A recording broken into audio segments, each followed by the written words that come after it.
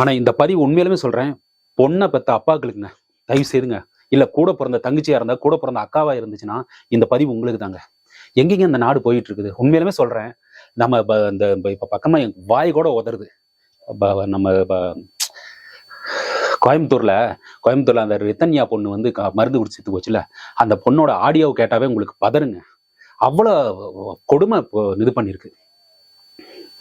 எவ்வளவு கொடுமை, கொஞ்ச நஞ்ச கொடுமை. நைட்டு பகல் நின்னுகிட்டே சோறு திங்கணும். இங்க ஏன் நின்னா குத்தம், அங்க போய் படுத்தா குத்தம். ஒரு டயர்டுல படுத்தா காலையில இருந்து சாயங்காலம் வரைக்கும் சமையல் வேலை செஞ்சுட்டு இருக்கிறேன், கொஞ்சம் படுக்கலாம்னு போனா எங்க என்ன பண்ணிட்டு இருக்கா அப்படின்னு எத்தனை டார்ச்சருங்க. இந்த பொண்ணா பிறக்கிறதே கொடுமைங்க, உண்மையிலுமே சொல்றேன். அந்த அத்தனை டார்ச்சரையும் தாங்கி அது எவ்வளவோ குடும்பம் வந்துடும் அப்படின்னு சொல்லிட்டு சரி குடும்பத்தை நடத்தலாம் அப்படின்னு போயிட்டு இருக்கிற சமயத்துல கூட சரி அப்பா அம்மாட்ட சொன்னா அந்த குடும்பம் தாங்கும் அப்படின்னு சொன்னா அவங்க அப்பா அம்மா இருந்துகிட்டேமா அட்ஜஸ்ட் பண்ணி போவாமா அப்படின்னு. ஏங்க அந்த பொண்ணு அட்ஜஸ்ட் பண்ணி போகணும்? ஃபர்ஸ்ட் அது புரிஞ்சுங்க. அட்ஜஸ்ட் பண்ணி போமா அப்படின்னு சொல்லிட்டு சரி அந்த பொண்ணு அட்ஜஸ்ட் பண்ணி போகணும். அது நல்ல மனசு, ஒவ்வொரு கேரக்டரும் ஒரு பையனும் ஒவ்வொருத்தனும் இருப்பானுங்க. சரி நாளடைவில் அது வர்றதுக்கான வாய்ப்பு இருக்குது. ஆனா அந்த மிருகங்களை எங்கெங்க போய் செய்கிறது?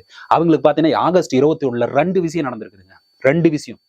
இந்த ரித்தன்யா பொண்ணு வந்து இறந்துச்சுல்ல, அவங்க அரெஸ்ட் பண்ணாங்கல்ல, அவங்க இந்த மாப்பிள்ளை வீட்டுக்காரங்க எல்லாருமே அப்பன் பையன் அம்மா எல்லாத்தையும் அரெஸ்ட் பண்ணாங்கல்ல, அவங்களுக்கு பெயில் கொடுத்துட்டாங்க. சரி ரைட்டு, அது கோர்ட்டோட ஆர்டர் நம்ம ஒபே பண்ணி தான் ஆகணும். ஆனா அதே சமயத்துல ஆகஸ்ட் 21 நொய்டாவில் ஒன்று நடந்திருக்கு. கிரேட்டர் நொய்டாவில் ஒரு பொண்ணை தீ வச்சு கொளுத்தி, ஏங்க அது வந்து மனுஷனா அது என்ன? நைட்டுல இருந்து தான் பெத்தெடுத்த 6 வயசு பையன் முன்னாடி இருக்கும் போதே கொளுத்தி எரிச்சு கொண்டு விட்டாங்க. நாடு எங்க தான் போயிட்டு இருக்கு சொல்றேன். கூட வந்து அத்தனை பேர் இருந்தும் நைட்டு பூரா அடிச்சு கொடுமைப்படுத்தி மயத்தை பிடிச்சி அடிச்சு செவுத்துல அடிச்சு அங்க தள்ளி இங்க தள்ளி நைட்டு பூரா நமக்கு கொஞ்ச நேரம் ஒரு 10 மணிக்கு மேல தூக்கம் ஆயிட்டாவே அப்படியே இருக்கும். வெடிய வரைக்கும் இந்த ஜெயில கூட வந்து ஊர் சிறை கைதிகள்லாம் கொஞ்சம் ரெஸ்ட் கொடுப்பாங்க. அதை விட சித்திரவதைங்க. அந்த ஒரு காரணம் ஒரே ஒரு பெண் அப்படிங்கிற ஒரு இனமா பிறந்ததுதான். இவ்வளவு ஆதங்கத்தோட பேசுறதுக்கு காரணமே இவ்வளவு பதபதைக்கிற நிகழ்ச்சி நடந்து, இந்த விஷயங்கள்லாம் நடந்துமே, பதபதைக்கிற ஒவ்வொரு செயலுமே இப்படி நடந்துமே அங்க வந்து யாரும் கண்டுக்காத சூழ்நிலை ஏற்படுது. அதுக்கப்புறம் தான் வெளியே வருது.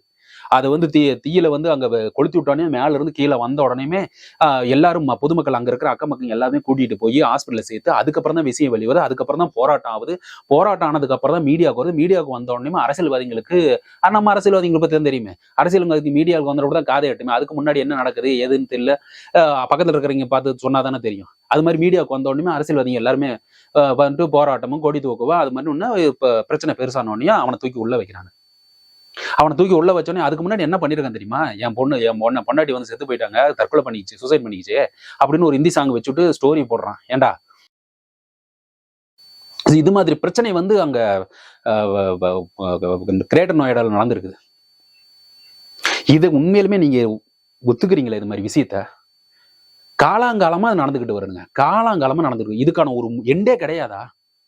இது உண்மையில சொல்றேன். ஒவ்வொரு பொண்ணை பெத்தவங்களுக்கு தாங்க இதனோட அருமை தெரியும். அந்த வழி நம்ம எப்படி, ஐயோ நம்ம பிள்ளைய வந்து எப்படி நம்ம கொடுக்க போறோம், வர்றவன் நல்லவனா கெட்டவனா அப்படின்னு சொல்லிட்டு. உண்மையிலுமே மனசுக்கு பட்டது சொல்றேன். இப்ப இருக்கிற அந்த வரதட்சணைக்கு எதிரான சட்டத்தை இருக்கு பாத்தீங்களா, அந்த சட்டத்தை இன்னும் கொஞ்சம் ஸ்ட்ராங் பண்ணணும். அதை நான் ஓனா சொல்றேன். அந்த வரதட்சணைக்கு இப்படிலாம் இருந்தா சட்டத்துல கொஞ்சம் மாடிஃபிகேஷன் பண்ணி பெண்களோட பாதுகாப்பை நாம உறுதிப்படுத்தணும் அப்படின்னு தான். ஆனா இதெல்லாம் எவ்வளவு சாத்தியக்கூறுகள் அப்படிங்கிறது எனக்கு தெரியல. ஆனா இப்படி பண்ணனா நல்லா இருக்கும்னு எனக்கு தோணுது. காரணம் என்னன்னா, ஏன்னா ஏற்கனவே இருக்கிறது வரதட்சணை வாங்கக்கூடாதுன்னு தான் சொல்லி வாங்குறதோ கொடுக்கறதோ தப்பு அப்படின்னு சொல்லிட்டு ஒரு சட்டம் இருக்குது. ஆனா அந்த சட்டத்தை எல்லாருமே ஏன் பெரிய அரசியல்வாதிகள் முதலானது நான் இவ்வளவு நவையை வந்து போட்டுட்டேன் என் பொண்ணுக்கு அப்படின்னு சொல்லிட்டு தான் சொல்லிட்டு இருக்காங்க. பெருமையா சொல்லிட்டு இருக்காங்க. அங்கிருந்து ஆரம்பிக்குது தப்பு. உடனே இங்க இருக்கிற மிடில் கிளாஸ்ல இருந்து அப்பர் மிடில் கிளாஸ் வரைக்குமே என் பொண்ணுக்கு இவ்வளவு பவுன் போட்டேன், இத்தனை போட்டேன் அப்படின்ட்டு. அப்புறம் வாங்குறவன் வந்து எனக்கு இவ்வளவு கொடு அவளுக்கு கொடுன்னு. இது எல்லாமே நடந்துகிட்டு இருக்கிறது அரசியல் கட்டமைப்போட சேர்ந்து நடந்துகிட்டு இருக்கு. அந்த அரசியல் சட்டம் இருக்கு பாத்தீங்கன்னா, அந்த சட்டத்தை மக்களாகிய நாம் எல்லாருமே சேர்ந்து இது இப்படி பண்ணுனா இந்த பெண்களோட பாதுகாப்பு உறுதி செய்யப்படும். அதே சமயத்துல பெண்களுக்கான என்னங்க சொல்றதே, அந்த பெண்களுக்கு உயிர் வழங்க நாம ஆம்பளைங்க, பெண்களுக்கும் அதே மாதிரி சம உரிமை உண்டு இல்ல. இப்ப நமக்கு வந்து பாருங்க, பெண்களோட பாதுகாப்பு வேணும், ஆண்கள் பாதுகாப்பு வேணும் அப்படின்னு எனக்கு சொல்லியிருக்கோமா? பெண்கள் உயிருக்கு பாதுகாப்பு வேணும், ஆண்கள் உயிருக்கு பாதுகாப்பு எனக்கு சொல்லியிருக்கோமா? இது இங்கேயே வந்து பிரச்சனை ஆரம்பிக்குது. ஏன்னா பாதுகாப்புன்னு சொன்னோடனே ஆண்கள் பின்னாடி போய் ஒளிஞ்சுக்கிறாங்க. சோ ரைட், அப்படியே இருக்கட்டுங்க. அந்த ஆண்கள் பெண்களோட பாதுகாப்பு உறுதி செய்யறதுக்கு முன்னாடி நிக்கணும்ல. அதான் நான் சொல்றேன். மொதல் விஷயம், சட்டத்துல மாற்றம் கொண்டு வர்றதுக்கான லாவ்ல மாடிஃபிகேஷன் பண்ற ஃபர்ஸ்ட் விஷயத்தை நான் சொல்றேன். முதல்ல ஒரு பொண்ணு ஒரு பையனை 2 பேருக்கு பிடிச்சிருக்கு அப்படிங்கிறது உறுதியானோடனே கல்யாணம் பண்றாங்க அப்படின்னா உடனடியா அந்தந்த பகுதியில் இருக்கிற வில்லேஜ்ல கிராமத்திலயோ விஓ கிட்ட போய் நீங்க ஒரு சர்டிபிகேட் வாங்கிக்கணும். ஓகே, நாங்க அதாவது பெண் வீட்டார் வந்து நாங்க வந்து எந்த ஒரு டவுரியும் வரதட்சணை கொடுக்கல அப்படின்னு ஒரு சர்டிபிகேட், அதே மாதிரி ஆண் வீட்டாரும் நாங்க எந்த ஒரு வரதட்சணை கேட்கல அப்படின்னு ஒரு சர்டிபிகேட் மஸ்ட் கம்பல்சரி இருக்கணும். இத அந்தந்த விஓ வந்து உறுதிப்படுத்திக்கணும். இல்ல அப்படின்னா அது உறுதிப்படுத்தாத ஒரு கல்யாணம் நடக்குது யார் வகையிலேயோ அதாவது கவர்மெண்ட்டுக்கு தெரியுது அப்படின்னா அந்த விஓல இருந்து அதுக்கு சம்பந்தப்பட்ட அனைத்து அதிகாரிகளும் இடைநீக்கம் செய்யணும், இல்லைன்னா பதவி டிகிரேட் பண்ணணும், இல்ல அடுத்த இடத்துல டிரான்ஸ்ஃபர் பண்ணி விட்டணும். அந்த மாதிரி அதிகாரிகள் அந்த பகுதிக்கு தேவையே இல்லை. இது நான் நம்புறேன். ஸோ இந்த சர்டிபிகேட் எங்க யூஸ் ஆகும் அப்படின்னு பாத்தீங்கன்னா அவங்க மேரேஜ் சர்டிபிகேட் வாங்கும் போது இது ஒரு முக்கியமான ஆவணமா அங்க நம்ம பயன்படுத்தணும். அதாவது இந்த டவுரி சர்டிபிகேட், டவுரி நான் எதுவும் வாங்கல அப்படிங்கிற இந்த சர்டிபிகேட்டை அங்க நீங்க வந்து ஒரு ஒன் ஆஃப் த டாக்குமெண்டா இருந்தாதான் அங்க மேரேஜ் சர்டிபிகேட் வாங்க முடியும். மேரேஜ் சர்டிபிகேட் இருந்தாதான் மற்ற எல்லா விஷயத்துக்குமே மேரேஜ் சர்டிபிகேட் ரொம்ப உண்டு. ஏன் இப்ப ரேஷன் கார்டு வாங்குறதுக்கு முதலானது அந்த மேரேஜ் சர்டிபிகேட் தேவைப்படுது. ரேஷன் கார்டு கண்டிப்பா வாங்குவாங்கல்ல, அப்போ அந்த மேரேஜ் சர்டிபிகேட். ஸோ இது முதல்ல நான் எதிர்பார்க்குறது இந்த மாடிஃபிகேஷன் கொண்டு வரணும். ரெண்டாவது லா நான் என்ன சொல்றேன்னா, அதாவது ரெண்டாவது நாம சொல்ல போற அந்த விஷயத்த அந்த இப்ப இருக்கிற லா கூட நம்ம மாடிஃபிகேஷன் பண்ண போறது என்னன்னா, நீங்க ஒரு பொண்ணுக்கு கல்யாணம் பண்ணி வர்றீங்க அப்படிங்கும் போது உண்மையிலுமே கணவரிடம் இருக்கும் சொத்துகள்ல 50% பிரிச்சு அதுல 25% அந்த பொண்ணுக்கு சேர்ற மாதிரி எழுதி கொடுத்துடணும். இன்னொரு 25% அந்த இவங்க 2 பேர்த்துக்கும் பிறக்குமில்ல குழந்தைங்க, ஆண் குழந்தையா இருந்தாலும் சரி பெண் குழந்தையா இருந்தாலும் சரி அவங்களுக்கு 25%, 50% பிரிச்சு 25% மனைவி பேர்லயும் 25 வந்து இங்கேயும் குழந்தைங்க பேர்லயும் இருக்கணும். அந்த 25% எப்போ வரும்னா அந்த குழந்தைங்க எல்லாம் பெருசாகணும். 20 வயசு இல்லைன்னா 18 வயசு பூர்த்தி அடைஞ்ச உடனே அந்த சொத்துல நீங்க வந்து எழுதி வாங்குறதோ இல்லை எது பண்றதோ அதெல்லாம் பண்ணிக்கலாம், இல்ல அவங்கள கூட வச்சுக்கலாம். ஸோ இது மாதிரி ஒரு சட்டம் கொண்டு வந்தாதான் அந்த 20 வயசு ஆனோன்னு ஏன் இந்த 18 வயசு அப்படின்னு சொல்றோம்னா 18 வயசு ஆனோனையும் இந்த பெண்ணுக்கு ஒரு பாதுகாப்பு, இன்னும் பாதுகாப்பு அதிகம். ஏன்னா பையனோ பொண்ணோ தம் அம்மாவை வந்து ரொம்ப பாதுகாப்பா பாத்துக்குவான். அப்படி ஒரு அநியாயம் இப்போ வந்து அந்த பையன் வந்து 6 வயசு பையன் முன்னாடியே கொளுத்தி விட்டாங்கல்ல, இப்படி ஒரு பையன் பெரிய ஆளா இருந்தா கண்டிப்பா போயிட்டு அங்க அடிச்சு தும்சம் பண்ணிருப்பான். அது பையனா இருந்தாலும் சரி பொண்ணா இருந்தாலும் சரி, தான் அம்மாவை தீ கொளுத்தி வைக்கிறாங்க அப்படின்னா யோசிச்சு பாருங்க. அதனாலதான் சொல்றேன் 18 வயசு ஆகிற வரைக்கும் அந்த சொத்துல வந்து யாரும் உரிமை பெற முடியாது, அந்த அந்த அவங்க கையில தான் இருக்கணும். அப்போ அந்த ஆப்போசிட்டா இருக்கிற அந்த கணவன் வந்து உண்மையிலுமே நல்லவனா இருந்தா இருந்துட்டு போறான், நல்லவன் வந்து ஏற்கனவே அந்த சொத்தை பத்தி கவனிக்க மாட்டான். இந்த பொறுக்கி நாய்களா இருக்கிறாங்களா, அந்த பொறுக்கி நாய்களுக்காக தான் இந்த சட்டத்தை நம்ம கொண்டு வரோம். அப்போ சொத்தை பிரிச்சு இப்படி கொடுத்துட்டோம். ஏன் சொத்தை நான் வந்து இது யாரோ சம்பாதிச்ச சொத்து இவங்க பேர்ல கொண்டு வரா அப்படின்னு சொல்லி கேட்டீங்கன்னா, உனக்கு பொண்ணு யாரோ பெத்த பொண்ணு தானே இங்க கொண்டு வரீங்க, அப்போ நீ உங்க சொத்தை கொடுத்து கூட்டிட்டு வாங்கப்பா. அது அவங்க மேல அதுக்கப்புறம் நடக்கிற விஷயங்கள் ரெண்டாவது. இப்போ இங்க ஒரு நெகட்டிவான சினாரியோ வரப்போகுது. இங்க நெகட்டிவா என்ன வரப்போகுதுன்னா, அந்த வர்ற பொண்ணு வந்து ஏமாத்துறதுக்கான வாய்ப்புகளும் இருக்குது. உங்க நல்ல பெண்கள் ஓகே, சீட்டிங்கான பொண்ணு வந்துருச்சுன்னா அப்போ அதுதான் சொல்றேன், சீட்டிங். அந்த பொண்ணு வந்து சீட்டிங் கல்யாணம் ஆனதுக்கு அப்புறம் சொத்தெல்லாம் எழுதி கொடுத்துட்டீங்க, அது சீட்டிங்கா இருக்குதுன்னா உண்மையிலுமே அந்த பொண்ணு வந்து சீட்டிங்கான ஒரு ப்ராசஸ் பண்ணிக்கிட்டு இருக்க, ஒரு வேலையை செஞ்சுட்டு இருக்குது அப்படின்னா அதை நீங்க ப்ரூவ் பண்ணிட்டீங்கன்னாவே அந்த சொத்து வந்து உண்மையிலே உரிமைக்கு வர முடியாது அப்படிங்கிற ஒரு லாவும் அந்த சட்டத்துல இடம்பெறணும். அதுக்கு அடுத்தது இந்த பசங்கன்னு சொன்னோம்ல 25% சொத்து கொடுத்துட்டாங்கன்னு, அவங்க 2 பேர்த்துக்குமான பிறக்கிற குழந்தைங்கள்ல ஒருவேளை அவங்களுக்கு குழந்தை பாக்கியமே இல்லை அப்படிங்கும் போது அந்த 18 வருஷமான அந்த 25% சொத்து வந்து ஒரு நியூட்ரலா ஒரு தேர்ட் பார்ட்டி இவங்க 2 பேர் ஜாயிண்ட் அக்கௌண்ட் மாதிரியோ அது மாதிரி ஒரு புதுசா கிரியேட் பண்ணி அந்த இதுக்குள்ள ஜாயிண்ட் அக்கௌண்ட் போட்டால் 2 பேரும் கையெழுத்து போட்டு இவங்களை மிரட்டி வாங்கிக்குவாங்க. அப்படி கிடையாது, அது ஒரு பொது சொத்து மாதிரி பண்ணி விட்டுறணும். அதாவது 18 வயசு வரைக்கும் இந்த பிக்ஸ்ட் டெபாசிட் மாதிரி, அது மாதிரி அந்த சொத்தை நீ எதுவுமே உரிமை கோர முடியாது. 18 வருஷத்துக்கு அப்புறம் அந்த சொத்து மறுபடியும் மனைவி பேருக்கே வரும். இப்போ 20 வயசு அந்த 20 வருஷம் கிட்டத்தட்ட ஆயிருது இல்ல, இப்போ இந்த சொத்து ஆட்டோமேட்டிக்கா இந்த மனைவிக்கே போயிடும். ஸோ 18 வருஷம் கழிச்சு மறுபடியும் ஒருத்தன் வந்து சொத்து வேணும் இல்ல அவன் கணவன் வேணும்னாலே சூழ்நிலை காரணமாக விற்கணும் வாங்கணும் அப்படின்னா அது மனைவி தாராளமா மனசு வந்து கொடுக்கறது தான். அது வந்து கணவனை பத்தி தெரியும் இதுன்னு.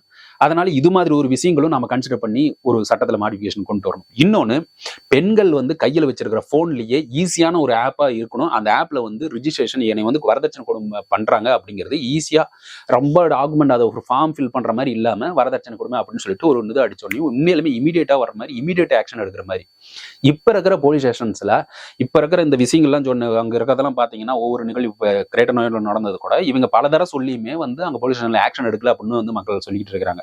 அப்போ இதை துரிதப்படுத்தணும். மக்கள் வந்து வரதட்சணை கொடுமைக்கு போலீஸ் ஸ்டேஷன்ல அந்த கேஸை வந்து இமீடியட்டா எடுத்து ஆக்ஷன் எடுக்கணும். அப்படி எடுத்தாதான் இது மாதிரி உயிர்கள் வந்து நம்மளோட பாதுகாக்க முடியும். இதெல்லாம் நாம எவ்வளவு சாத்தியக்கூறுகள் இதுக்குள்ள கொண்டு வர முடியும் அப்படிங்கிறது தெரியல. ஆனா மனுஷனாகி நாம தாங்க இது வந்து உண்மையிலுமே கொண்டு வந்து நம்ம மேல கொண்டு போக சொல்லணும். ஸோ இது எல்லாத்தையும் ஏன் இப்படி சொல்றேன்னா, உண்மையிலுமே அதை பார்க்கும்போது அந்த உயிர் எப்படி துடிச்சிருக்கும்